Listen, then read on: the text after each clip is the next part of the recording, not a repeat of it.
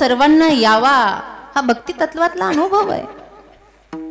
दुःख निघून जावं, आनंद म्हणजे परमात्म्याची प्राप्ती आहे। परमात्म्याची प्राप्ती म्हणजे आनंद आहे आणि तो आनंद या भक्ती सागरामध्ये आहे। पण याच्यात डुबल्याशिवाय नाही, जावे त्याच्या वंशात तेव्हा कळे। अशी वरवरची भक्ती जर करत राहिलो तर ती एवढी दुर्लभ आहे बाबा, ती आपल्या वाट्याला सुद्धा येणार नाही। असे कित्येक जन्म जातील पण आपल्याला कळणार सुद्धा नाही पांडुरंगाचं तत्व काय आहे म्हणून। आपण फक्त प्रमाणच म्हणत राहू, सुंदर ते ध्यान उभे विटेवर कुठे आहे, सदा माझे डोळे जडो तुझे मूर्ती। दिसलाय का कधी? दिसलाय नाही? कधीतरी स्वप्नात तरी यावा।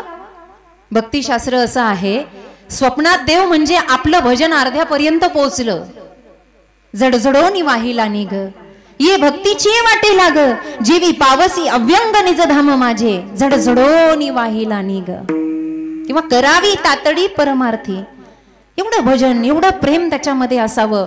जे प्रेम तुकोबारायांना जाणवलं, जे प्रेम उत्कंठित झालं आणि अंगीकारल्यानंतर तुकाराम महाराज ज्यांना जागृती झाली, माघ शुद्ध दशमी पाहुणी गुरुवार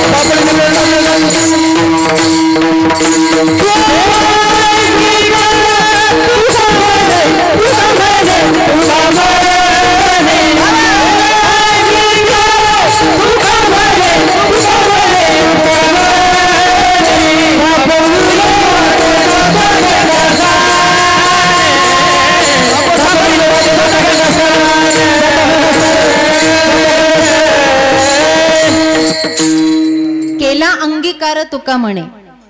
सगळ्यात मोठी किमया त्या दशमीला झाली आणि अनुग्रह मिळाला। सत्य गुरु राये कृपा मज केली, परी नाही घडली सेवा काही, सापडविले वाटे जाता गंगा स्नाना, मस्तकी तो जाना। सगळे गुरु परंपरेतले अभंग आपल्याला माहिती आहेत। अनुग्रह झाला आणि भक्ती तत्व जागृत झालं। बरं मला सांगा, जी गोष्ट आपल्याकडे आहे त्याचीच माहिती आपण दुसऱ्यांना सांगणार ना? जे आपल्याकडे आहे तेच आपण वाटणार ना? एका व्यक्तीच्या मनात आलं आणि त्यानं 500 रुपये वाटायचा विचार केला। काय वाटायचा विचार केला? बोलत जा म्हणजे मला बरं वाटतं। राग पाहू नका, काही चुकलंय का माझं? भेऊ वाटतं हो मला। 500 रुपये वाटायचा विचार केला आणि त्यानं वाटायला सुरुवात केली। आता 500 रुपये वाटायला मतदानच यावं असं काही नाही। कधी वाटू शकतोय माणूस? त्यानं वाटायला सुरुवात केला, मग त्याच्याकडे होते म्हणून वाटले का नव्हते म्हणून वाटले? हो, होते म्हणूनच वाटले ना। भक्तीचं सौंदर्य त्यांनी जाणलं, कारण भक्तीचा अनुभव त्यांना आहे म्हणून त्यांनी जगासमोर मांडला। अनुभव आहे त्यांना। तुका म्हणे साक्षी आले तरी हे केले प्रगट। एवढा अनुभव घेतला, किती घेतला अहो, किती चरित्र सांगावं तुकोबांचं। प्रारंभ करतानाच ते म्हणतात, देवा ही माझी निराशी, ठाव तुझे पायापाशी, याचा धरीन अभिमान करीन आपुले जतन। देवा काय सांगावं, माझी भक्ती काही एका जन्माची आणि एका घराण्याची नाहीये, अनंत जन्मापासून। एवढंच नाही, अनंत अवतारापासून आहे। त्याचं प्रमाण आहे आपल्याकडं। ज्या ज्या वेळेला भगवंताचे अवतार झाले त्या त्या वेळेला तिची भाजी होते, नाही तर पिठलं होतं। मन विटलं आणि खा पिठलं, विठल विठल विठल। काय सांगतेय बाबा, आपल्या घरातली माणसं आपलं ऐकत नाहीये। संतांचं असं आहे की त्यांच्याबद्दल बोलावं, त्यांच्याबद्दल कार्य सांगावं. कारण का ते तेवढे मुरले आहेत, जे का रंजले गांजलेत, रमलेत बाबा. अनुभव मोठा आहे. जगामध्ये बहिरंग साधना करणारे भरपूर आहेत. तुकोबा ज्ञानोबा बहिरंग नाही, अंतरंगात डुबलेले आहेत. आतला रंग मजबूत आहे. काहीतरी कळतं म्हणून जगाला बोध केला. किती उपदेशपर प्रकरण आहेत. आता तरी पुढे हाची उपदेश म्हणायची काय गरज आहे. म्हणवणी शरण जावे म्हणायची काय गरज आहे. म्हणवणी लाहो करा देह नव्हे मी हे सरे उरला उरे विठ्ठल म्हणवणी लाहो करा काळ सारा चिंतने म्हणायची काय गरज आहे. त्यांचा तो अनुभव आहे.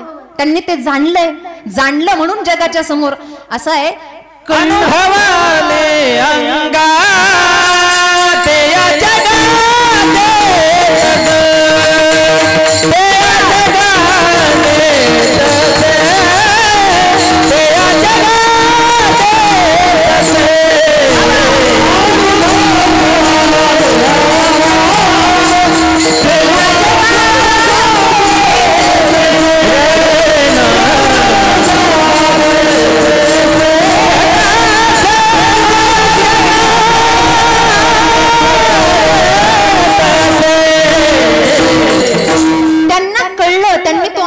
अनुभव आले अंगा.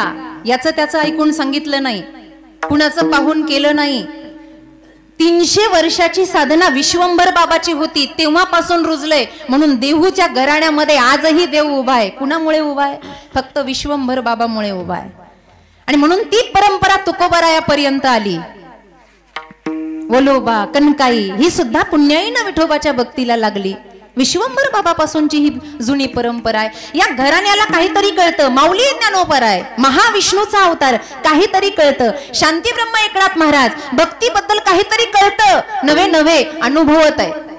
अनुभवाला यावं, आपण ते अंगीकारावं, ते आत्मसात करावं, त्याची अनुभूती व्हावी, त्यातलं काहीतरी कळावं, तेव्हा जगाला सांगावं. बाबा कळत नाही वळत नाही, आम्ही वारी करतो. कशाला सांगतो बाबा. तुझा ऐकण्यासाठी वारी बंद पडली. तो विठोबा फक्त आपल्यासाठी अडकून पडलाय काय. नाही, काही बंद पडलेलं नाही. अरे माणसं मेली, मरता मरता लोक म्हणता आम्ही गेलो तर मागच्याचं कसं होईल. मी तर म्हणत असते तू मर, तुझ्या 10व्याला सप्ताह चालू करतो मर. इथे कुणाचं काय अडलेलं आहे. अनुभव घ्या तेव्हा बोला. संतत्व सिद्ध झालं जगतामध्ये का. त्यांनी अनुभव घेतला, अंगीकारलं, काहीतरी कळतं त्यांना. भक्ती वर्णन करतायत ना, भक्तीतलं कळलं. राजाचा दरबार भरायचा, राजाचा. आणि दरबार भरल्यानंतर गायकी चालायची. अशी जशी भावंड गातात ना, एकदम सुंदर गायकी. रंग चढायचा महाराज. हा एक झालं की एक राग विराग आलाप गायचे. पण त्या गायन गाणाऱ्यापेक्षा जे ते ऐकायला यायचे ना, ते जरा विक्षेप करायचे. कारण त्यातल्या थोड्याच लोकांना गायन कळत होतं. आणि ज्यांना काहीच कळत नाही ते मध्येच म्हणायचे वाह क्या बात आहे. हे जगात असंच आहे. जिला काहीच कळत नाही तेच जास्त बडबड करतोय. विठ्ठल विठ्ठल अगदी अभंग रंगात आला की यानं म्हणायचं वाह क्या बात आहे, वाह बहुत बढिया. आणि मध्येच टाळ्या वाजायचे. राजा एवढा राग प्रेमी होता, त्याला एवढा राग विराग आवडायचा. तर राजा म्हणला हे काय आहे, कळतं कमी बडबडत जास्त. तो म्हणलं यांना खरंच कळतं का बघावं. म्हणून त्यांनी एक दिवस प्रधानाला बोलूनच घेतलं आणि म्हटलं प्रधानजी एक काम करायचं. काय म्हणे, आता राग विरागाचा छंद असा जोपासायचा म्हणे. आता एक भजन संध्याच ठेवा म्हणे. भजन संध्या मग खुल्या मैदानात नाही म्हणे, दरबारात भजन संध्या ठेवा. आणि आव्हान करा म्हणा, ज्यांना ज्यांना भजन ऐकायचं त्यांनी या. हे दरबार भरला हो, हे दरबार भरला. दरवाजा लावून, आता दरवाजा लावून घे, बंद करून घे. काही सैनिकांना सांगितलं, नेमके समोरचे मुखडे चेहरे लक्षात होते राजाच्या. म्हणले गुपचूप त्यांच्या मागं जाऊन बसायचं आणि असं तलवारीचं टोक टोचायचं म्हणे पाठीमागून. आणि त्यांना सांगायचं हे बघा, जर का वाक्या बात आहे असं म्हणलं का इथंच मुर्दा पाडेल असं म्हणायचं. ही तलवार तशीच आरपार जाईल, हा नोक असाच छातीमध्ये पोटामध्ये घुसेल अशी धमकी द्यायची म्हणे. त्यांच्या जवळच बसायचं, डोळे दाखवायचे म्हणे त्यांना. सैनिकांनी जसं राजानं सांगितलं तसंच केलं महाराज. सगळं दरबार थक्क झालेला, सगळे बसले आहेत. हा राग विराग सुरू झाला. छंद गाणारे तानसेनासारखे गायक त्या दरबारामध्ये आहेत आणि त्यांनी राग विरांग प्रारंभ केला. सुंदर आलापी सुरू झाली. पण जे हे सवयीवाले होते ना रोजचे, वाक्या बाते म्हणायचे, हे म्हणणारे आज गप्पच बसले. त्यांना तसं म्हणायला आठवलं की ते तलवारीचं नोक टोचायचं. अर्धा तास झाला, वा क्या बात आहे, कुणी म्हणलंच नाही. 1 तास झाला, कुणी बोलायच ना. राजा म्हणला आता जमलं. 2 तास झाले आणि जेव्हा राग रंगात आला तेव्हा त्यातले काही रसिक असे होते, म्हणले तलवार आरपार गेली तरी चालेल पण वा क्या बात आहे झालं पाहिजे. राजा म्हणला एवढ्यालाच बसू द्या, बाकीच्याला बाहेर काढा. कळत ना वळत त्यातलं त्यात तुमचं आम्ही अनुग्रह घ्यायचा कसा, तुमचं आम्ही ऐकायचं कसं. तुकोबरा यातले आहेत का? नाही नाही, भक्ती पंथामध्ये रमलेले तुकोबरा आहे. तुका विष्णू नाही तुझा आपण उगाच म्हणत नाहीये. अरे रेणू या थोकडा तुका आकाश आहे एवढा, एवढं भक्ती तत्व. अहो आजपर्यंत जाऊ द्या, सगळं चरित्र तुम्हाला माहिती आहे. चला अनुष्ठान म्हणलं इंद्रायणी तीरावर, लाह्यासारख्या वह्या तरुण आल्या तुम्हाला माहिती आहे. अनगडच्या बादशाला फकीराला भेटले तुम्हाला माहिती आहे. चला, पण आजपर्यंत एक गोष्ट आपल्या समोर तरी घडली आहे का मला सांगा. आपल्यातला आपल्या कुटुंबातला गेलेला व्यक्ती कधी परत आलाय का? एक लैरात आलाय का? नाही आला, कधीच आला नाही. पण तुकोबराय जाऊन परत आले, निळोबरायांसाठी आले. अनुष्ठान म्हणलं तुकोबराय आले आहेत. ज्या वेळेला मुलीला विरह झाला भगीरथीला आणि भगीरथी वियोगामध्ये रडतीये, बाबा बाबा बाबा तुम्ही हवे होते मला. आणि पांडुरंगाच्या समोर गुडघे टेकून साकडं घालते भगीरथी. ए देवा, अरे काय वाटत नाही का तुझ्या काळ झाला? अरे माझ्या बाबाला घेऊन गेलास. उठता बसता आमच्या मुखार विंदातून अभंग निघायचा बाबाचा. भक्ती तत्व आम्हाला, अरे पुरीपासून बाप दूर गेला. हा विरह त्या भगीरथीला सहन झाला नाही. सहन बाबा गेले पुण्या गावा, भागीरथी करी धावा, भागीरथी करी धावा, भागीरथी करी धावा.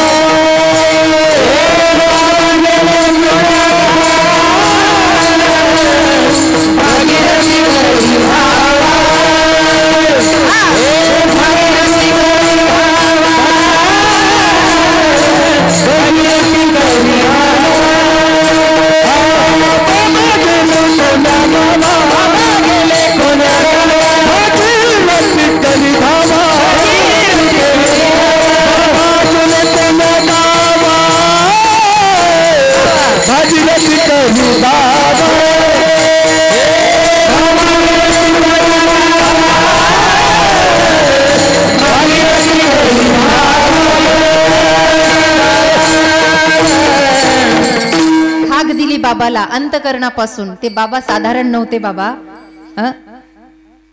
ज्यांच्या समोर पांडुरंग परमात्मा ज्यांची वाट पाहतोय, तुकोबांसाठी स्वतः देव सिद्ध झाला. आणि पांडुरंग परमात्म्याचा तो अनुग्रह तुकोबा वैकुंठातून आले, आपल्या मुलीसाठी भगीरथीसाठी आले. येलवाडीला, देहूजवळ येलवाडी आहे आणि येलवाडीला तुकोबराय आले.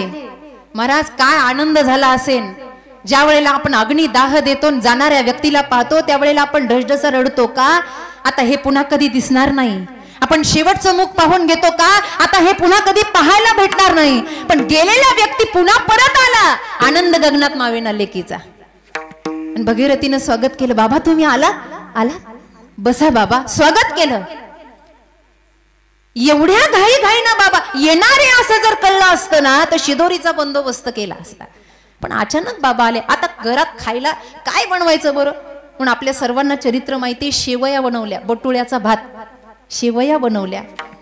पण आपल्याकडची पद्धत आहे, घरी खायचं तर आपण तसं खाऊ, पण पाहुणा आल्यावर दुधाची धार असल्याशिवाय आपण बटुळ्याचा भात, शेवया वाढणार नाही हो.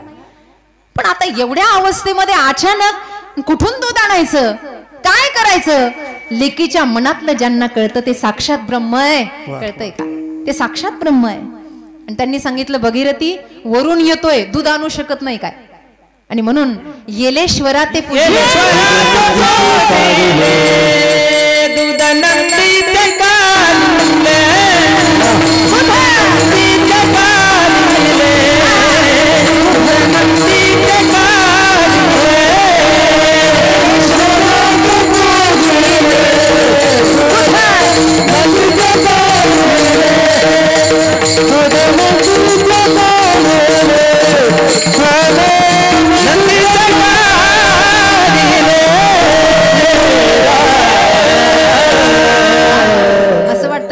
याचं कीर्तन संपूच नाही मला, चांगले प्रमाण देणारे. चालू राहू द्यायचं का 12 वाजेपर्यंत? चालू राहू द्यायचं? तुम्हाला काय पुढचा प्रवास करायचा हो. एलेश्वरा ते पूजिले दूध नंदीचे काढिले. गाईचं दूध काढलेलं आतापर्यंत ऐकलं. आपल्याकडे म्हशीचंही दूध आहे. म्हशीचं दूध म्हणूनच जड झालात तुम्ही. गाईचं दूध पिणारा माणूस हा चंचल राहतो, म्हशीचं दूध पिलेला माणूस जड राहतो, जड. आरटीओच्या बापाला ती म्हैस हलत नाही, हलते. सगळ्यात मोठी डेअरिंग तर त्या म्हशीचे. कुणाच्या बापाला ते रेडकू करत पण हलत नाही. म्हणून दूध गाईचं पीत जा. एलेश्वरा ते पूजिले दूध नंदीचे काढिले. महाराज दुधाची धार शेवाय. काय काय सांगावं तुकोबरायांबद्दल, किती महिमा गावा. हे चरित्र सांगण्याचं कारण आहे ज्यांना अनुभूती आहे बाबा. मग एवढी अनुभूती आहे, वारंवार देवानं त्यांना सांभाळलं. त्यांचा प्रसिद्ध एक अभंग आहे, मनासारखं झालं की देवासमोर दिवा लावून हा अभंग म्हणत जावा. आमचे स्वामीजी म्हणायचे हा अभंग म्हणता म्हणता मनुष्यचा अभंग होऊन जावा. आणि तो अभंग तुमच्या सगळ्यांच्या पाठातला आहे. एक प्रसिद्ध अभंग आहे, माझ्या विठोबाचा कैसा प्रेम भाव, आपणाची देव होय गुरु, पण ये देह भाव पूर्वी वासना, अंती ते आपणापाशी. तुका म्हणे नाही विश्वास ज्या मनी. हा परमात्मा आमच्यासाठी आला. मला सांगा, ज्यांची भक्ती अतिशय निष्ठावान आहे, ज्यांना भक्तीतला अनुभव आहे, एवढं सगळं असून सुद्धा ते अभंगाच्या पहिल्या चरणात असं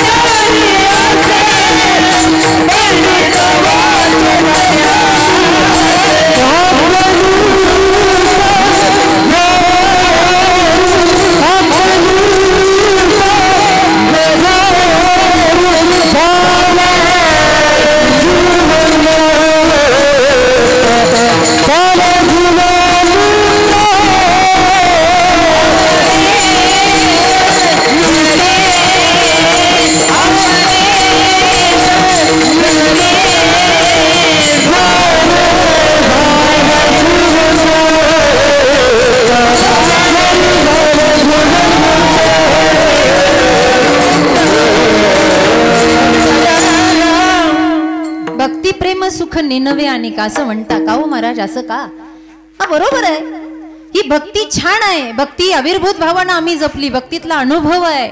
पण ते म्हणतात हे भक्ती सौंदर्य, हे भक्ती सुख असं कुणाच्याही वाटायला येत नाही, कुणाच्याही नाही.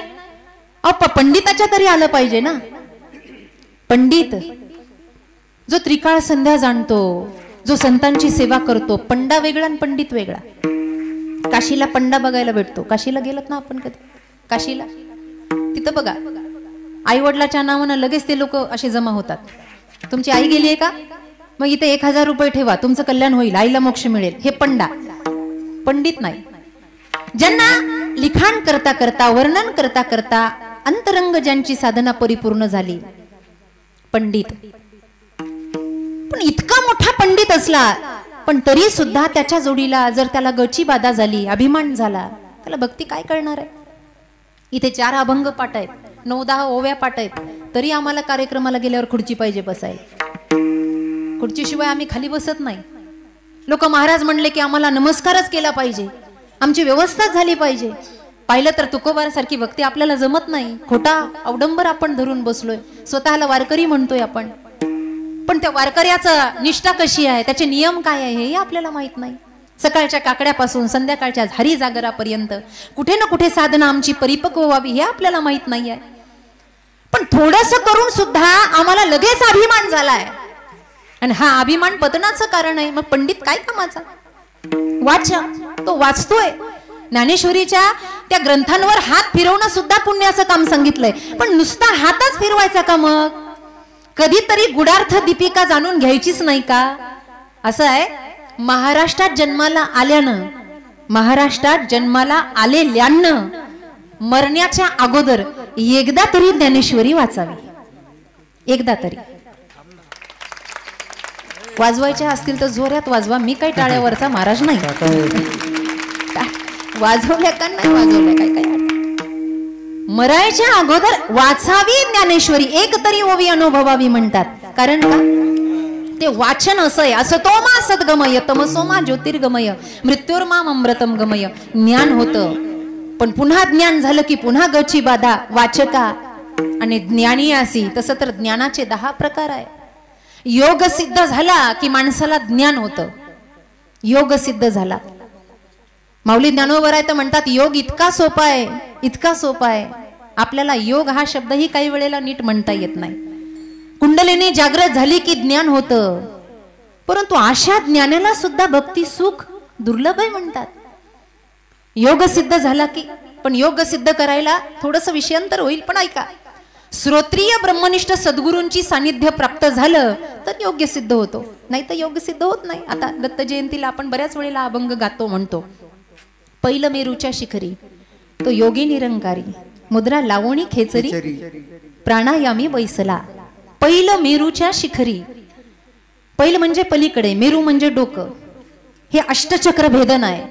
या अष्टचक्र भेदनानंतर महाभगवती कुंडलिनी आपल्या गुदद्वारापासून काही अंतरावर नाभीच्या खाली सर्प आकारानं वेटाकळून बसलेली आहे. गती आणि गरमी वाढली, काही आसनं सिद्ध झाली की त्या ठिकाणी अंतरकुंभक, बहिर्कुंभक, रेचक असे प्राणायाम झाले की ती उत्कंठित होते, ती हळूहळू जागी होते. आपण ज्ञानेश्वरीचा 6वा अध्याय वाचलेला, मला फार त्याचा विस्तार करायचा नाही. हे पंडित, वाचक, ज्ञानी याच्यामध्ये योग सिद्ध करणारे काही वेळेला भेटतात. आता तुकोबांनी असं वर्णन केलेलं नाहीये, पण तो योग सिद्ध झाला की ज्ञान होतच ना बाबा. ज्ञानाच्या विविध कला आहे. भजन केलं ज्ञान सिद्ध होतं. आणि कुंडलिनीसाठी फक्त योगच नाहीये, निष्ठावानानं भजन जरी केलं, आम्ही गातो पण लोकांना ऐकण्यासाठी नाही, आम्ही तदाकार होण्यासाठी गातो असं म्हणलं की कुंडलिनी जागी होते. वाजवणाऱ्याची कुंडलिनी जागी होते, तर पारायण करणाऱ्याची कुंडलिनी जागी होते, कीर्तन करणाऱ्याची. तुम्ही बघा, साधं मंदिरातून जाऊन आलं, छोटं उदाहरण सांगते. एखादा व्यक्ती निष्ठावंत भावानं जर मंदिरात चालला, थोडं जड आहे ऐकायला, मला माहितीये पंगत झालेली आहे, झोपा येतील साहजिक आहे, पण ऐका, एखादा व्यक्ती निष्ठावंत भावानं मंदिरात जायची इच्छा करतो, त्याचा मंदिरात जाण्या अगोदरचा चेहरा बघा आणि मंदिरातून दर्शन घेऊन आल्यावरचा चेहरा बघा, त्याच्यावर थोडं का होईना तेज असतं. ही भगवंताची जादू आहे, ही किमया आहे, ही कृपा आहे त्याची. मग आता कुंडलिनी जागृत वाल्याचं किती मोठी महिमा असेल, पण त्याच्यासाठी काही क्रिया सांगितल्यात. यम, नियम, आसन, प्राणायाम, प्रत्याहार, अष्टांग योग साधना सांगितली. अंतरकुंभक, श्वास घ्यायचा, रोकायचा किती वेळेला, बाहेर सोडला तो बाहेर जाऊन रोकायचा किती वेळेला. हे जर ज्ञान सांगणारा गुरु जवळ नसलं तर मरण येईल. डाव्या नागपुडीनं घ्या, उजवीनं सोडा असं सांगणारा एखादा पाहिजे का? नाही. आमच्या सोसायटीत मेला एक जण, घेतला आणि सोडलाच नाही. किती सोडायचंय, किती वेळ रोकायचंय माहित नाही. मग महाराज या सगळ्या प्राणायामाची साधना करत असताना अष्टचक्राचं भेदन करायचंय. गुदद्वारापासून आपल्या ब्रह्मरंध्रापर्यंत अष्टचक्र आहे. हे भेदन करत करत जायचं. कारण का? ब्रह्मरंध्रामध्ये अमृताची वाटी आहे बरं का महिला मंडळ. वाटी, वाटी, माझ्याकडे लक्ष द्या. वाटी आहे, तुम्ही म्हणता चांदीची का सोन्याची? एक छोटासा असा खड्डा आहे, त्याला वाटी असं म्हणतात. त्याच्यात अमृताचा रस आहे. या अष्टचक्राचं भेदन झाल्यानंतर ती महाकुंडलिनी भगवती जी सर्पाच्या आकारामध्ये इडा पिंगला सुषुम्ना या नाड्यांच्या अवतीभोवती सर्पाकार बसलेली आहे, म्हणजे साप नाही, ही सगळ्यांच्याच पोटात आहे, उदरात. आणि ही जेव्हा ब्रह्मरंध्रापर्यंत पोहोचते तेव्हा ती अमृताची वाटी हलते आणि त्याच्यातला काही द्रव, काही अमृत ज्या वेळेला ती ग्रहण करते त्यावेळेला कुंडलिनी सिद्ध होते. हे मी संक्षिप्त मध्ये सांगितलं, विस्तार 6व्या अध्यायात आहे. याच्यासाठी मुद्रा लावायच्या आहेत. मग खेचरी मुद्रा करायची आहे. त्या खेचरी मुद्रेसाठी महाराज आपली जीभ बाहेर काढून पहिल्यांदा बघावी ती नाकाला लागते का काय. लगेच काढू नका, घरी गेल्यावर प्रयोग करू शकता. मग ती जीभ बाहेर लांब व्हावी याच्यासाठी एक छेदन क्रिया सांगितलेली आहे. काय, आपली जीभ वरती केली की एक रेष असते, आहे ना रेष, पाहिली चाच पडून एक रेष असते, तिला केसा इतकी धार मारायची आणि हरडानं तिला 6 महिने घासायचं. हे वर्णन केलेलं आहे, माझ्या मनानं सांगत नाही. घासायचं. असं झाल्यावर पुन्हा 6 महिन्यानं तिचं छेदन करायचं. का, ती जेव्हा आतल्या गर्भभागामध्ये जाईल त्यावेळेला खेचरी मुद्रा लागेल आणि भुरकुटावर ध्यान केंद्रित होईल, याच्यासाठी असं करायचं. आणि दुसरा एक उपयोग आहे, जर असं करता नाही आलं तर रोज बसल्या बसल्या अशी जीभ बाहेर काढायची आणि हळूहळू ओढायची, म्हणजे ती लांब होईल आपलीच.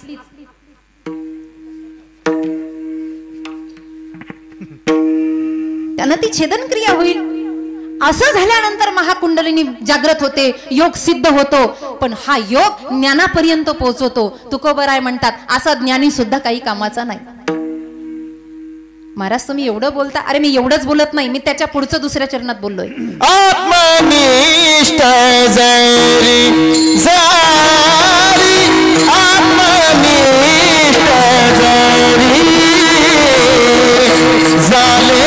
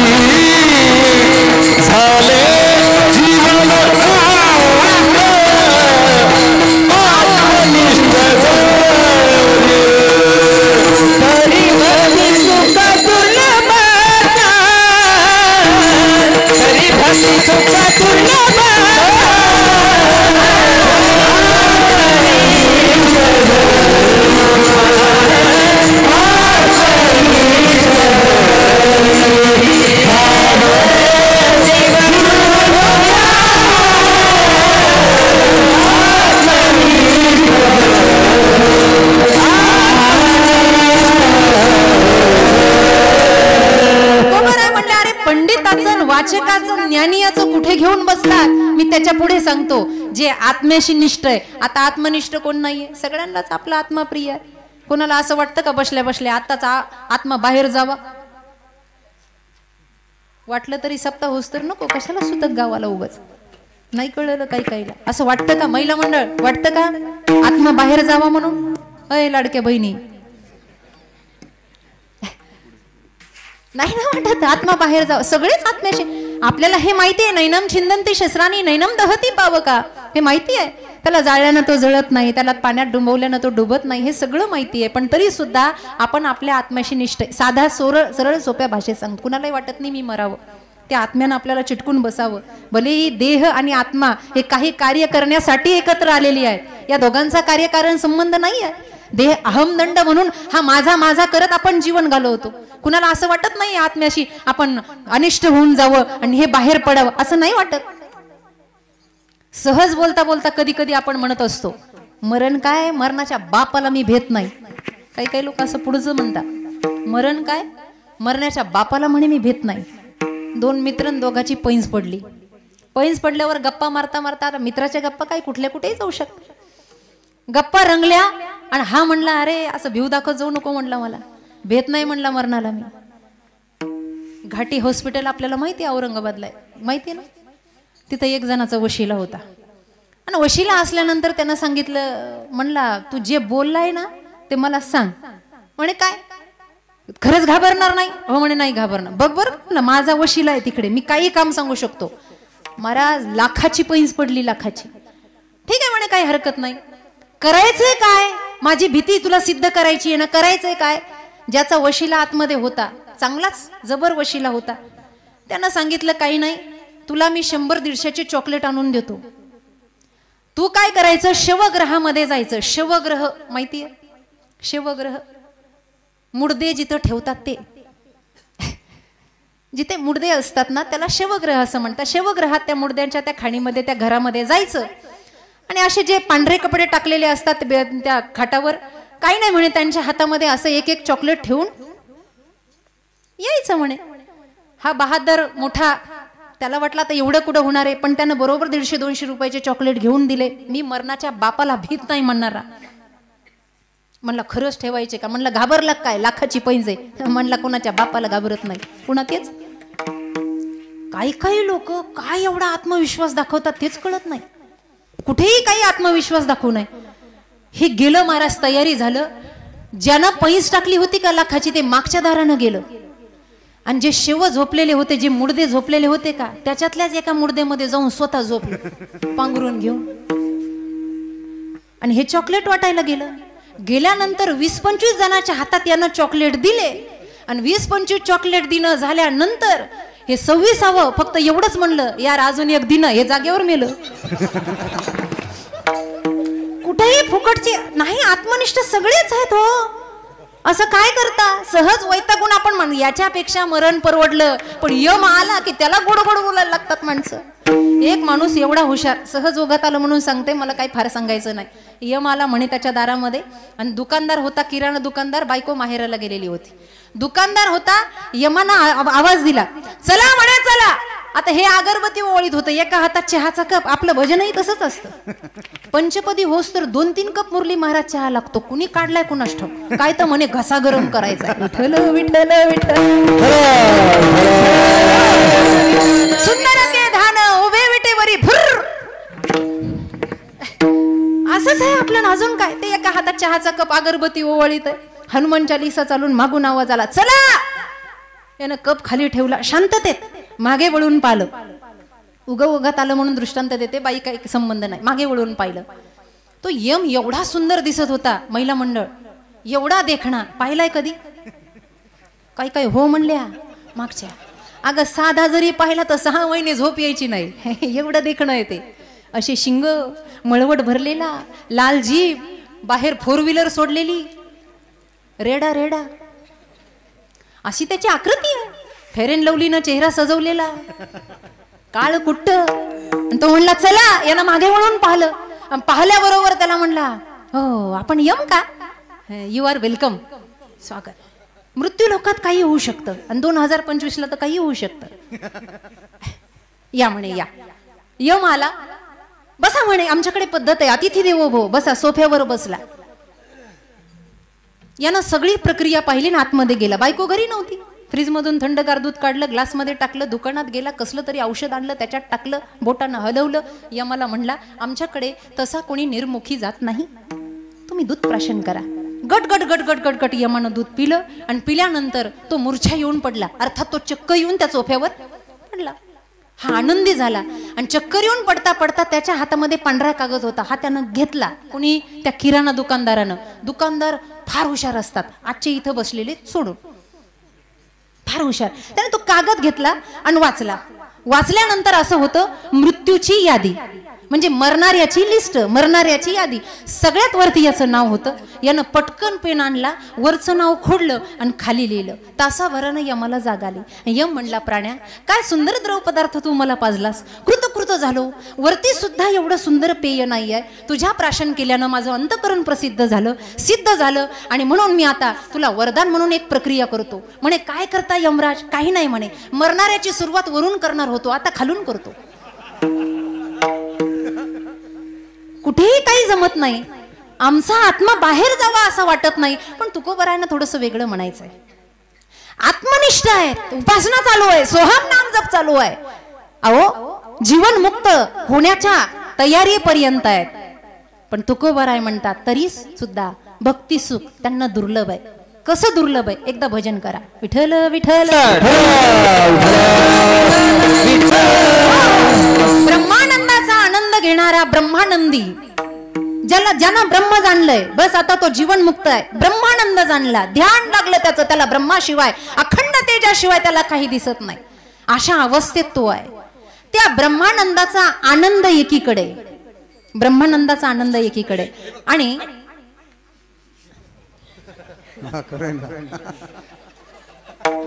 मला मारतान मागून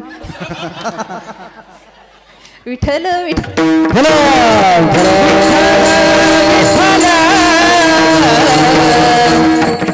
नेमकं कोणत्या गावाला असंच होतं पंडित दादा महाराज, किरकोळ चौदार असा. काही दिवसांनी कडेवर मला आणतात का काय कोणास ठाऊक काय, असंच होतं. काय चाललं होतं आपलं? नाही, कीर्तन होतं. ब्रह्मानंदाचा आनंद एकीकडे. तर ब्रह्मानंदाचा आनंद एक परार्ध संख्या, आणि त्या एक परार्ध संख्येनं जर त्या ब्रह्मानंदाच्या आनंदाला गुणलं, एक गणित आहे थोडंसं. आता एक परार्ध म्हणजे किती? आपल्याला थोड्या थोड्या संख्या सांगता येतील. एकम, दशक, शतक, सहस्र, लक्ष, दशलक्ष, इथपर्यंत. लक्षापर्यंतच पाहिलंय, पुढे गेले नाही अजून. लक्ष त्याच्या पुढे नाही. ठीक आहे. एक परार्ध म्हणजे एकावर 18 शून्य, एक परार्ध.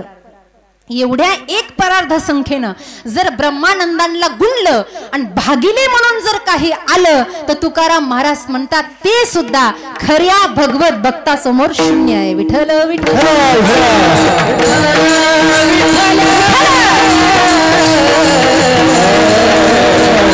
आत्मनिष्ठ जरी झाले जीवन मुक्त, तरी भक्ती सुख दुर्लभ त्या, तरी भक्ती सुख दुर्लभ त्या. त्याला ते भक्ती सुख नाही आनंद उपभोगता येत त्याचा. त्याला त्या गुणांमध्ये रमावं लागतं, त्याला त्या चिंतनामध्ये डुबावं लागतं, भजनानंदामध्ये नाचावं लागतं. म्हणून ऐका, अखंड माझ्याकडे लक्ष द्या तुम्ही. माझ्याकडे काही नाही, साप नाही निघला, विंचू नाही, काही नाही. माझ्याकडे बघा. हा आनंद घेण्यासाठी तर 21 वर्ष झाली आपण सप्ताह करतो. हे गायक वादक मंडळी येतात. हा हरिनामाचा खिचडी कालाच आहे. आज 20-21 वर्ष झाले. किती दहीहंडी फुटली आहे. आपण काल्याचे कीर्तनकार सांगता, ती दहीहंडीसाठी असणारं ते मडकं भाग्यवान आहे. भाग्योदयेन बहु पुण्येन समर्जितेन. मडके कुंभाराने अनेक घडवले, पण ते कुठे कसे उपयोगाला आले हे मला मराठवाड्यात सांगायची गरज नाही. आपण सगळे ज्ञानी आहात. आपल्या सर्वांना माहिती आहे ते मडके कुठे कसे वापरल्या जातात म्हणून. पण तरीही सुद्धा एखादं भाग्यवान काल्याच्या कीर्तनामध्ये रंगरंगोटी करून ते हरिनामाच्या त्या रंगानं रंगतं की नाही रंगत? रंगतच ना. तसा 3.5 हाताचा हा देह जोपर्यंत भजनानंदामध्ये दंग होत नाही ना, तर त्या भक्तीचा भाव आपल्याला कळत नाही. तो कळत नाही. आणि तो कळण्यासाठीच आपल्याला तुकाराम महाराज आपल्या समोर आलेत. माऊली ज्ञानोबराय आपल्या समोर आलेले आहे. जगतवंदनीय तुकोबराय म्हणतात, हा आनंद फार मोठा आहे, पण त्याच्यासाठी भजनानंदात सिद्ध व्हावं लागतं. कसं? विठोबा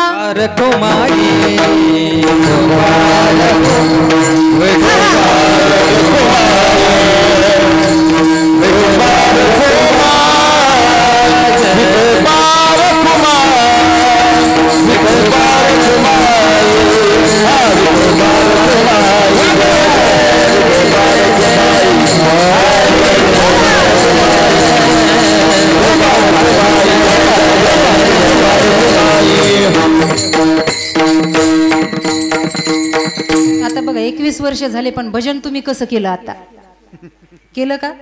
नाही. हाताच्या घड्या आहेत काही काही जणांच्या. वरती हात करा बरं मोकळे. एकदा जरा मोकळं छान भजन करू. छान ताट करा सरळ, निवडून आल्यासारखे करू नका, सरळ करा ताट सरळ. ओम नमः शिवाय, ओम नमः शिवाय, नमः शिवाय, नमः शिवाय, नमः शिवाय, हर हर भोले नमः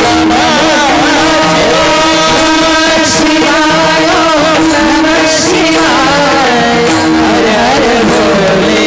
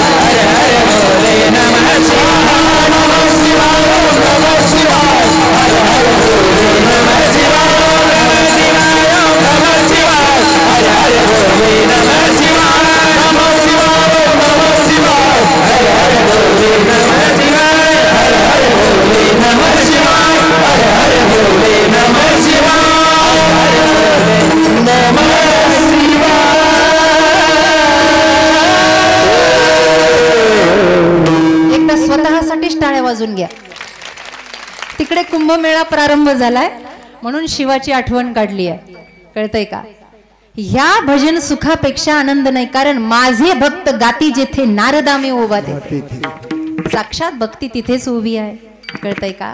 स्वतः भागवतातलं एक प्रमाण आहे, भक्ती बसलेली आहे. ज्यांनी भागवत ऐकले वाचले त्यांच्या लक्षात येईल. नारदजी पुढे चालले आणि ती पाठीमागून आवाज देते, भो भो साधो क्षणतिष्ठम मग चिंतामपी नाशयाहा. ओ महाराज थांबा ना, माझी चिंता दूर करा. नारद मुनींनी मागे बघितलं तर बघतात काय, भक्ती माता तरुण आहे आणि तिच्या मांडीवरची मुलं वयस्कर आहेत. ज्ञान आणि वैराग्य. मग हाच दृष्टांत आपल्याला हे शिकवतो की भक्तीच्या समोर ज्ञान वैराग्य काहीच नाही. कारण ज्ञान वैराग्य टिकवायचं असेल तर भक्तीचं सामर्थ्य मोठं असावं लागतं. जसं अन्न शिजवण्यासाठी उदक अग्नी धान्य झाल्या घडे पाक एका विन एक कामा नये, तसं ज्ञान वैराग्य टिकवण्यासाठी भक्ती सामर्थ्य असावं लागतं. पण तुकोबराय म्हणतात, अहो एवढं सोपं नाहीये ना. एवढं सोपं वाटलं का तुम्हाला? एवढं सोपं नाही आहे. एवढं सगळं फिरलो, सोपं नाही, सोपं नाही. महाराज तुमच्यासारखे संत मांदियाळी जर म्हणतात हे सोपं नाही, मग काय देव आमच्यावर कृपा करणार नाही का? महाराज म्हणले, जे म्हणायचंय तेच तुमच्या तोंडून निघालंय. कृपा करील नारायण, कमाल कृपा करील नारायण, करील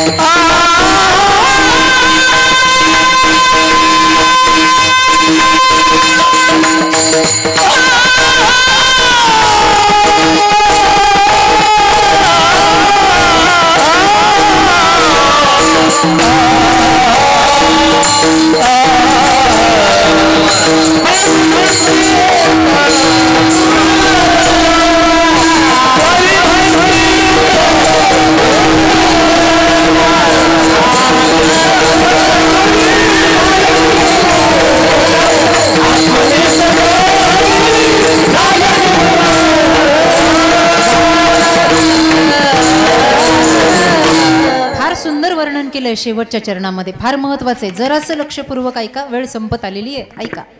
तुका म्हणे कृपा, देवाची कृपा झाली ना, तुका म्हणे कृपा करील नारायण. कीर्तनात बसणं ही सुद्धा त्याची कृपा आहे. नवे नवे भारतासारख्या देशात जन्म मिळाला ही कृपाच आहे. पवित्र ते कुळ पावन तो देश, जेथे हरीचे दास जन्म घेते. इथून कृपेला प्रारंभ झाला. माळ गळ्यात आली, कृपाच आहे महाराज. भजनानंदामध्ये मन लागलं.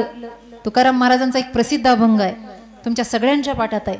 जुनी जाणती मंडळी इथं बसलेली आहेत, आपण अनेक पारायणं केली आहेत, आपले अभंग पाठ आहे. आता कोठे धावे मन, तुझे चरण देखलिया, भाग गेला शीन गेला, अवघा झाला आनंद. ही कृपाच आहे. त्याच्या चरणाजवळ मन आरूढ होणं, तेथे माझी हरिवृत्ती राहो, आणिक न लगे माईक पदार्थ, तेथे माझे अर्थ नको देवा. मन लागलं, ही कृपा आहे.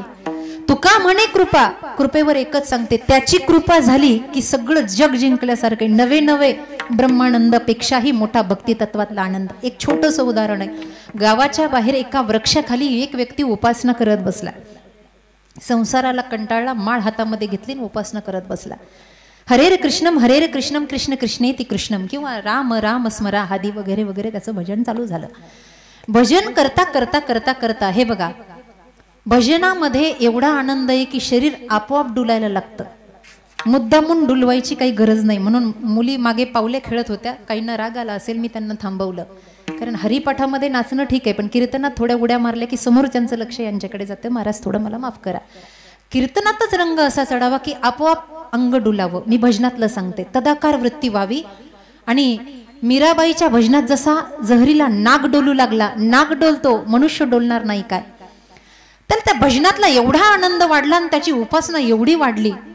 आता पूर्वीच्या काळामध्ये नारदांची स्वारी असायची, आता नारदजी येत नाहीत. आता त्यांना माहिती माणसं बिजी झाली आहेत, नाही तर लोक म्हणायचे तासभर बसा मी मीटिंग करून येतो, म्हणून नारदजी आता येत नाहीत.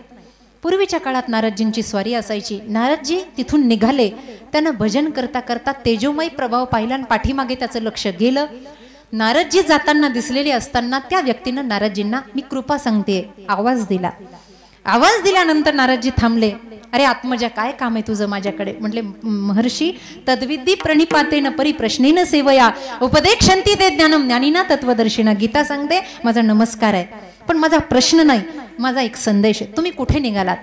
नारदजी म्हणले, अर्थातच मी वैकुंठामध्ये दर्शनाला निघालो. भगवंताशी मला वाद संवाद चर्चासत्र या सगळ्या गोष्टी आहे दर्शनाबरोबर.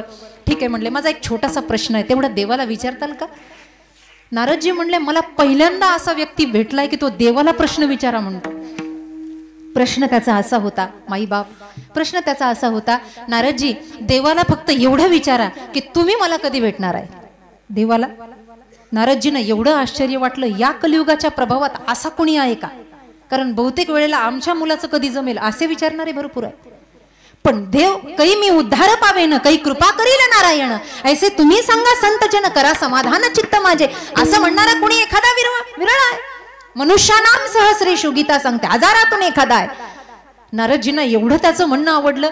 म्हणे, खरंच हे विचारायचंय? हो, फक्त देवाला एवढं विचारा, देवा तू मला दर्शन कधी देणार आहेस, मला कधी भेटणार आहे? नारदजी म्हणले, ठीक आहे. घाईघाईत देवर्षी नारद गेले, वैकुंठामध्ये गमन झालं, चर्चासत्र झालं, भगवंताचं दर्शन घेतलं.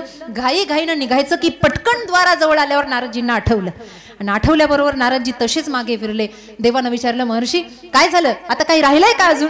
हो म्हणले, एक गोष्ट राहिली. काही नाही, मृत्यू लोकातून येत होतो, एका वृक्षाखाली एक व्यक्ती भजन करत बसलेला आहे, निस्वार्थी निस्पृही, घरदार सोडून दिलं, काही चिंता नाही, बस आता एकच इच्छा आहे, ती इच्छा माझ्याजवळ व्यक्त केली, बोलू का? देव म्हणला, बोला.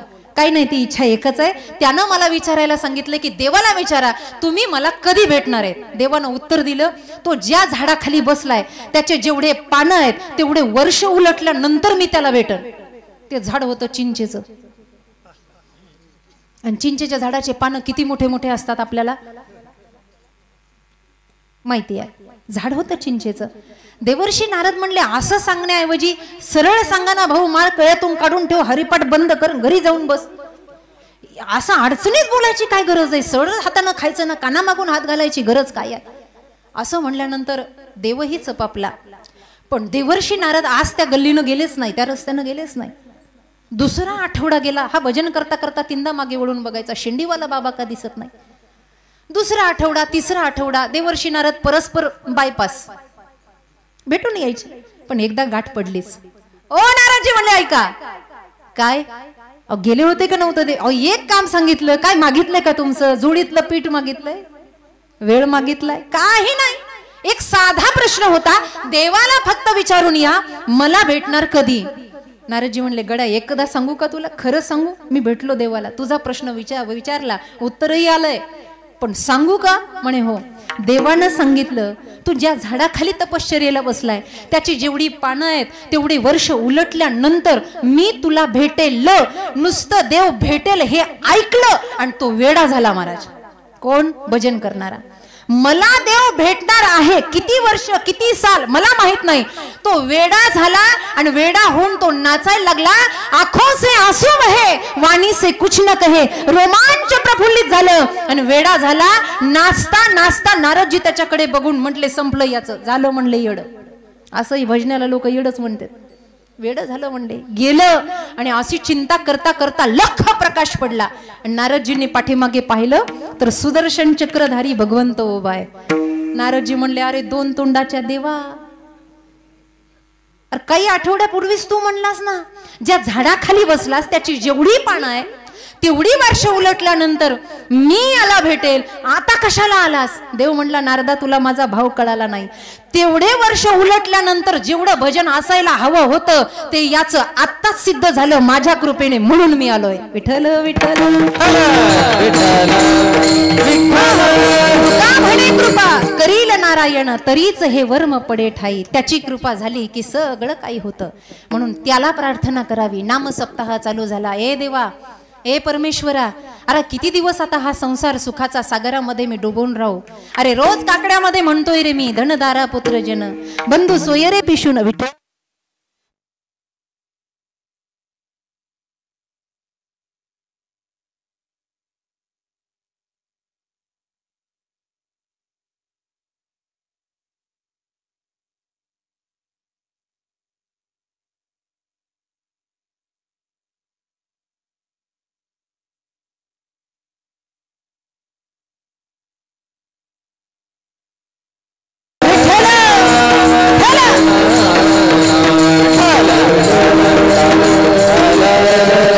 कधीतरी म्हणा ए परमेश्वरा. देवाला बोललं की देव साधतो, बरं देव मिळतो.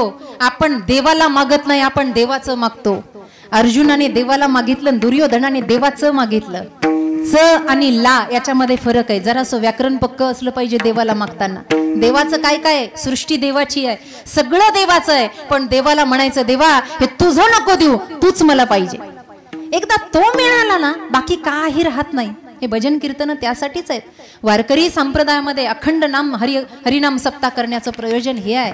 गतकालापासून आपण बसलोय. हरिपाठ कधी शिळा झाला नाही, काकडा कधी शिळा झाला नाही, आरत्या कधी शिळ्या झाल्या नाही, परंतु आपलं जीवन असंच वाहवत चाललंय. आपल्याला त्याचा बोधच होत नाहीये. बोध होण्यासाठी तर आपण काकड आरती करतो ना. भक्तीची या पोटी बोध काकडा ज्योती पंचप्राण जीवे भावे ओवाळू. बोध व्हावा म्हणून तर आपण अनादी अंबिका हे भजन घेता तेव्हा बोध परडी घेऊन हाती, हेच आहे ना. काहीतरी बोध आम्हाला कळावा, काहीतरी मिळावा, काहीतरी आम्ही शिकावं, म्हणून हे चाललेलं आहे. म्हणून माईबाप हो, या सप्ताहाच्या निमित्तानं भक्ती पंथामध्ये रमा. उपदेश करण्या एवढी मी मोठी नाही आहे. आपण सर्व माझी माईबाप आहात. आपण सर्व बसलेली श्रोतेगण आमच्यावर अनुग्रह करता म्हणून कीर्तनकार बोलतो. लक्षात घ्या, आपली शक्ती आहे. आपण एकवटलेले आहात परमार्थ चिंतन ऐकण्यासाठी. असंच एकामध्ये रममाण व्हा. एक गोष्ट लक्षात ठेवा आणि सगळ्यांना ठाऊक आहे, जाताना काही सोबत नेत नाही. का एकलैरेवाल्यांनी 2-4 गुंठे नेलेत जाताना? नेलेत का? नेले असले तर मला सांगा, 1-2 मी पण घेऊन जाते. नाही नेत, तोळे नेत नाही, गुंठे नेत नाही. जे आलंय ते इथेच सोडून द्यायचंय. कितीही घर जमवलं, कितीही पैसा जमवला, ते सगळं इथे राहणार आहे. पण काहीतरी या महाराष्ट्रासारख्या भूमीत आलोय तर काहीतरी करा. आज अभंग निवडलाय. या अभंगाची विद्वत्ता एवढी मोठी आहे की माझ्यासारख्या अज्ञान बालिकेनं याच्यावर बोलावं एवढं हा अभंग कुंठित नाही आहे. सागराला जसं कुंभामध्ये भांड्यात भरता येत नाही ना, तसं एक वाक्य मनाच्या कुपीत घेऊन जा. तुकाराम महाराजाच्या अभंगावर बोलणारा वक्ता अजून जन्माला यायचा आहे. कळतंय का? हा अभंग पूर्णपणे कोण सोडू शकेल? ज्ञान गंगा आहे तुकाराम महाराजांचे अभंग म्हणजे. माऊलींची ओवी म्हणे, साच आणि मवाळ मितले आणि रसाळ शब्द जैसे कल्लोळ अमृताचे. फार मोठा साठा आहे. म्हणून या विद्वत्तापूर्ण अभंगावर मी काय बोलेल, पण जाता जाता एक सांगून जाईल, जीवन व्यर्थ घालायचं नाही, चारवाकासारखं जीवन जगायचं नाही. आपण वेदांत जाणून आहात म्हणून चारवाकाची जात आपल्याला कळेल. एक श्लोक आहे चारवाकाचा, यावत जीवम सुखद जीवेत ऋणम कृत्वा घृतम पिबेत भस्मीभूतस्य देहस्य पुनरागमन कुतः. याचा असं आहे, चारवाकाचा एक प्रकार आहे, यावत जीवम सुखद जीवेत, आहेत आनंदात जगा.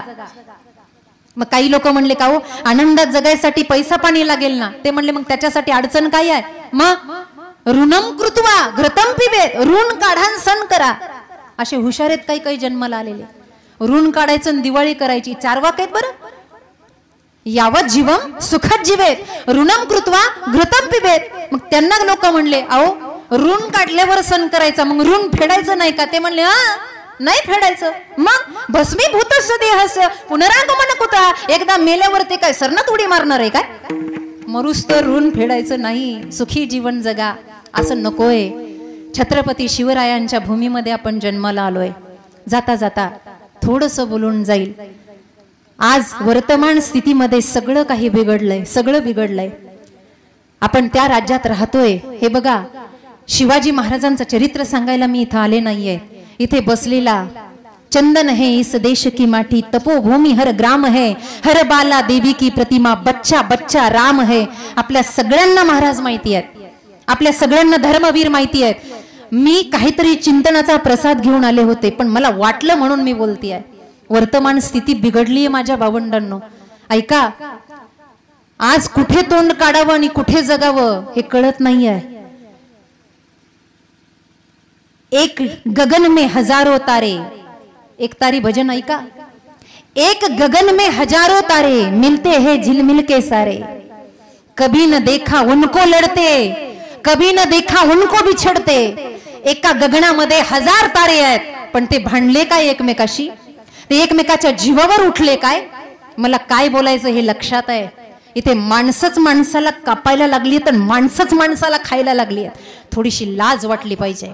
कोणत्या राज्यात होत आपण, तो राज्य अरे जिथे माणसं सोडा, प्राण्याच्या अंगावर हात ठेवला, ओम त्र्यंबकम यजामहि सुगंधिम पुष्टिवर्धनम उर्वारुकमिव बंधनात मृत्योर्मुक्षी यमामृतात. यजुर्वेदाचा श्लोक बोलला रेडा. चलग बये म्हणल्यावर भिंत चालायला लागली. असं चलग बये म्हणल्यावर आपल्याकडून चालेल का. छत्रपती शिवाजी महाराज आदर्श काय आहे. आता राजकारण घ्या, समाजकारण घ्या, घर गृहस्थी घ्या, शेतीबाडी घ्या, नुसती ताणाताड, नुसती ओढाताड चालू आहे. कुठे हरिपाठाचे प्रमाण लावायचे सांगा ना मला. खिळी मेळे गदारोळी संप्रदायाचा झेंडा रोवला की पहिल्या दिवशीचा हा अभंग आहे. यारे यारे सान थोर किंवा लहान थोर, याती भलती नारी नर, सगळ्यांनी मिळून आनंद घ्या. आज राहिलाय काय तो आनंद. हा त्याला ओढतो, तो त्याला ओढतो, तो त्याला ओढतो. एक गोष्ट सांगून जाते, मनाच्या कुपीत घेऊन जा. 32 मनाचं सिंहासन राजाला बसायला केलं होतं. 32 मनाचं सिंहासन. आणि आऊसाहेबांसहित अशा भरलेल्या दरबारात राज येत होतं. राज हाताला धरून आईच्या, डोळ्यानं डबडबल्या नेत्रानं राज आलं. आणि पहिला पाऊल जसा त्या सिंहासनाच्या पायरीवर ठेवला तसं अंगावर काटा उभा राहिला. आणि जसा काटा उभा राहिला तसं राजानं मागे वळून पाहिलं. आऊसाहेबांना प्रश्न विचारला, राजे बसायची वेळ आली आहे, मागे बघायची नाही. आता मागचं मागच सोडायचं असतं. शहाणी माणसं असतात ती मागे बघत नसतात, पुढे चालत असतात. माग बघणारे मागेच राहता. माग जग काय म्हणतं ते बघायचं नसतं. शहाण्यांनी फक्त पुढचा रस्ता गाठायचा असतो. कारण एकदा का शहाणं पुढे गेलं की मागच्यांनी कितीही धूळ उधळली तर शहाण्यावर परिणाम होत नाही, परिणाम होत नाही. बसायचं सिंहासनावर बसायचं. डोळ्याला पाणी आलं. राजा काय झालं तुम्हाला, आई विचारते. आई राजानं सांगितलं, अहो कसं बसू या सिंहासनावर, हा माझा महाराष्ट्र आणि नटलेला मला पाहायचा होता अहो, म्हणून मी तुम्हाला सती सुद्धा जाऊ दिलं नाही. पण अहो बसायची इच्छा होत नाही. राजा 32 मणाचं सिंहासन केलं, बसायची इच्छा होत नाही. कारण काय, आई बसू कसं. इथं बसायचं म्हणलं ना अंगावर काटा उभा राहतो. माझ्या सगळ्या मावळ्यांनी जे जीवाचं बलिदान केलंय ना, ते मावळे माझ्या डोळ्यासमोर उभा राहिलेत. अहो ज्यांनी खिंड अडवली माझा जीव वाचवला असा बाजीप्रभू देशपांडे मला आठवतोय. अहो माझ्यासारखा दिसणारा शिवा काशीद अहो त्या शिवा काशीदाचं सांगून जाईल. कारण का आता छत्रपतींना आठवणं फार गरजेचं आहे. नुसती डोक्यावर चंद्रकोर काढून आणि दाढ्या करून शिवाजी महाराज होता येत नाही. ते रक्तात असावं लागतं. कळतंय का? रक्तात असावं लागतं. हो शिवा काशीद अगदी हुबेहूब राजांसारखा. जेव्हा गनिमाकडे जायची वेळ आली ना तेव्हा राजानं आपली कपडी घालायला दिली. मला माहिती मी अभंगाचं विषयांतर केलंय पण हे पण सांगणं गरजेचं आहे. राजाची कपडी घालायची आहे. शिवा काशीद रडायला लागला. हुबेहूब राजासारखा दिसाय. कपडे घालायचे आहेत. हुंदके देऊन रडायला लागला. छातीला धरलं महाराजांनी. शिवा अरे का रडतोस बाबा? राज रडू यासाठी येतंय महाराष्ट्राच्या भूमीत असा एक पठ्ठा जन्माला आला की त्याला तुमची कापडं घालायला भेटली. दुसरा कोणी नाही. भाग्यवान आहेस. आपण रडतो का? राज बोलता बोलता कधीतरी माझी बायको मला चिडवायची. राजासारखे दिसतायत ना मग राजाला घरी कधी आणणार का? उगाच राज राज करत बसता. राजाला कधीतरी घरी आणा म्हणून बायकोला आईला वचन देऊन आलोय राज. काय ही मोहीम पार पडली की तुम्हाला घेऊन घरी जायचं. पण हुंदका आला रडू आवरेना. शिवा काशीद म्हटलं राज मला वाटत नाही मी पुन्हा येईन. मला वाटत नाही मी परत येईन. मी नाही आलो ना तरी माझ्या आईला तोंड दाखवायला का होईना तुम्ही जा बरं का. मी वचन दिलंय. मी मेल्यावर का होईना माझं वचन पूर्ण करा. राजानं वचन दिलं. शिवा काशीद गेला. मला विस्तार करायचा नाही या इतिहासाचा. शिवा काशीद गेला. जेव्हा कळालं हा खरा शिवा नाही त्यावेळेला महाराज तलवार आरपार घुसलेली होती. गनिमाची घाव सोसलेला होता. प्राण यातना व्हायला लागल्या. तळमळायला लागला जीव. आठवा तो इतिहास. आज त्या महाराष्ट्रात राहतो की एक शिवा दुसऱ्या शिवासाठी जीव देतोय आणि आज आपण सख्याच भावाच्या जीवावर उठलोय. कुठे पडलाय महाराष्ट्र? कुठे गेली भारताची संस्कृती? लक्षात घ्या. ज्या वेळेला शिवा काशीद गेला आणि घटनेनंतर काही काळानंतर महाराजांना कळालं. माझ्याकडे लक्ष द्या. शिवा गेला. इकडे त्याची पत्नी आणि आई ताट सजवून परेशान. नगर सजवलं. तोरणा बांधली. माझा शिवा येणार. माझा शिवा येणार. माझा शिवा येणार. घाई घाई ना राजा निघालं. आता काय सांगायचं? महाराज तुकडे तुकडे झाले शिवाचे. काही मुठभर मावळ्यांना घेतलं आणि राजा निघालं शिवा काशीदाच्या घराकडं. लांबूनच मॉप दिसला. एवढी गर्दी. राजा आलं वाटतं. आता वेशीवर गेला पाहिजे आणि घाई घाईत शिवा काशीदाची बायको नटली आणि तिनं ताट हातामध्ये घेतलं. पण जसा जसा मॉप जवळ येत होता तसं तसं जुन्या जाणत्या माईला कळालं आणि तिनं त्या पत्नीच्या हातातलं ताट घेतलं. ती म्हणली थांब तुझ्या हातातलं ताट माझ्या हातात दे. का? थांब तुला माहिती नाही. आईला सगळं कळालेलं होतं. मॉपाचं चलणं काय आहे, राजा कसा चलतोय, राजाची मान कशी आहे याच्यावरून त्या आईनं सगळं शोधलं आणि तिच्या हातातलं ताट आपल्या हातामध्ये घेतलं. तिला उभी केलं. जसं जसं राजा जवळ येतंय शिवा काशीदाची आई पुढे झाली आणि सुनाला मागं केलं. कारण हिला आघात सहन होणार नाही. शिवा काशीदाची आई पुढे झाली. राजा समोर उभा आहे. डबडबल्या डोळ्यानं राजा माईकडे आईकडे पाहतोय. हिनं आरती ओवाळायची. आरतीच्या ताटाला हात लावला. आई अगं ओवाळू नकोस ग. कोणत्या अंतकरणानं तुला सांगू की तुझा शिवा संपलाय? कोणत्या अंतकरणानं सांगू? आईनं सांगितलं शिवबा सांगायची गरज नाही. जेव्हा दबके चरण हलके पावलं पडत होते ना तेव्हा खालची माती सांगत होती माझा शिवा गेलाय. ताट हातातलं पडलं आणि राजाच्या कमरेला कवळून मिठी मारली आणि आई धाय मोकळून रडायला लागली. सावरलं आईला आणि राजानं विचारलं माय मुलगा गेला म्हणून रडतेस का? शिवा काशीदाच्या आईनं सांगितलं नाही राजा, लेक गेला म्हणून रडत नाही. मला पश्चाताप होतो की मला एकच लेक होता जो तुमच्या कामी आला. आई पृथ्वीनं मला दुसरा लेक द्यायला पाहिजे होता. तो सुद्धा तुमच्यासाठी पणाला लावला असता म्हणून माझ्या डोळ्यात पाणी आहे. जेव्हा 32 मनाचं सिंहासन चढायचं ना राजानं मागं वळून यासाठी पाहिलं. अहो शिवा काशीदाची माय दिसते मला. कसं बसू या सिंहासनावर? प्रत्येक मावळ्याचा विचार करणारा राजा होऊन गेलाय. आणि आता कोणाचाच विचार राहिला नाही. उठलं सुटलं याचं घर बरबाद कर, त्याच्या मागे लाग, याला उद्ध्वस्त कर. अरे कोणत्या राज्यात राहतोय, कोणत्या शहरात राहतोय, कोणत्या देशात राहतोय याचं भान ठेवा. आणि हे भान राहावं म्हणूनच अखंड हरिनाम सप्ताह. विठ्ठल विठ्ठल.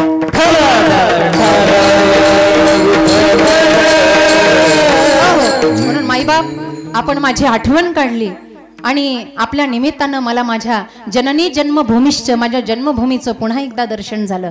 खरं तर आनंदाची गोष्ट, गेल्या 20-21 वर्षापासून माझे वर्गमित्र आमचे आदरणीय पंडितजी असलोटे दादा हे माझे वर्गमित्र आहेत. इथे दत्ताभाऊही बसलेले आहेत. शिवाय माझे तीर्थपुरीचे सगळे सहकारी 5वी ते 8वी पर्यंत आम्ही एका वर्गात शिकलो. आमचे संजू दादा असतील, आमचे रामभाऊ असतील, आमचे चंदू नाना असतील, आमचे माऊली ज्ञानेश्वर असतील, त्या ठिकाणी सर्वच मंडळी. आता मला बऱ्याच जणांची नावं आठवत नाहीयेत, ते समजून घेतील. त्यांनी सांगितलं दीदी आमचे नावं पण घेऊ नका. आमचे बंधूही या ठिकाणी आलेले आहेत सर्वजण. मला आनंद झाला की मोठ्या संख्येनं आपण आलात आणि तुम्हा एकत्र एवढ्या माईबापाचं मला दर्शन झालं. मी कृतकृत झाले. अशीच कृपा माझ्यावर राहू द्या. नक्कीच माऊली ज्ञानोबराय तुम्हाला ताकद देतील आणि तुमच्या आशीर्वादानं माझ्या शेवटच्या श्वासापर्यंत असंच हरिनाम चालू राहील. ज्ञानेश्वर